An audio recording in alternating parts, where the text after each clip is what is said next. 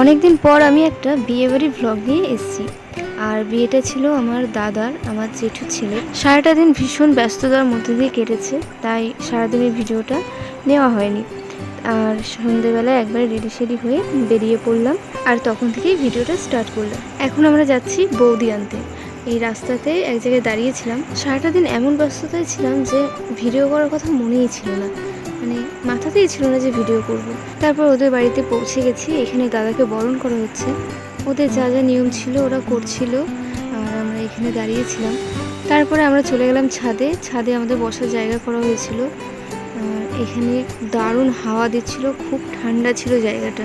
তারপর ওইখানে কিছুক্ষণ বসার পর আমাদেরকে টিফিন দেওয়া হলো, আর সেগুলো খেয়ে আমরা একটু ঘুরে ঘুরে দেখছিলাম। আর এখানে সবাই বসেছিল, তখন ফাঁকা জায়গা ছিল, পাশেই মাঠ ছিল, যার কারণে মানে দারুণ হাওয়া দিচ্ছিল, ঝড়ো হাওয়া যেটাকে বলে, মানে ঝড়ের মতন হাওয়া দিচ্ছিল।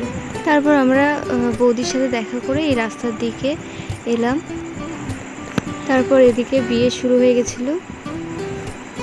যেহেতু ওরা বিহারি ছিল আর আমাদের নিয়মকানুন ওরা জানতো না, যতটা জানতো ততটাই করা হয়েছে। আর বিয়েটা খুব তাড়াতাড়ি হয়ে গেছিলো। আমরা খেয়ে এসে দেখলাম প্রায় অর্ধেক বিয়ে হয়ে গেছে।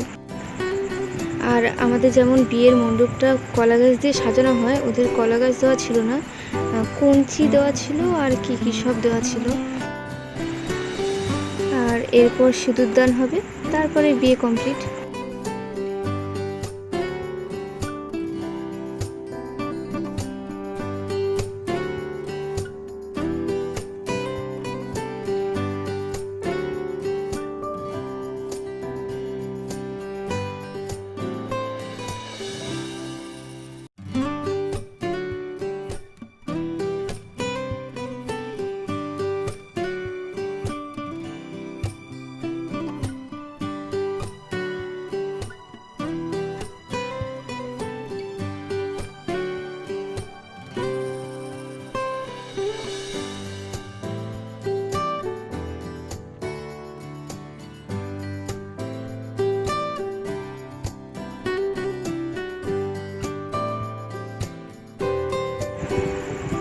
এরপর বিয়ে কমপ্লিট হয়ে যাওয়ার পরে ওরা মানে আমাদের সাথে যারা বাকিরা এসেছিলো তারা বাড়ি চলে গেছিলো, আর আমি আর আমার বোন ছিলাম ওইখানে।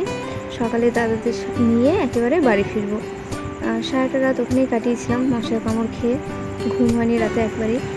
তারপর সকালবেলাতেই একটু কান্নাকাটি হলো, কারণ বৌদি এখন চলে যাবে বাপের বাড়ি ছেড়ে। তারপর আমরা বাড়ি ফিরলাম সবাই মিলে। তারপর আমাদের বাড়িতে ফিরে এখানে দাদা বৌদিকে বরণ করা হচ্ছে, আর যা যা নিয়ম ছিল ওদের সব কমপ্লিট করছে।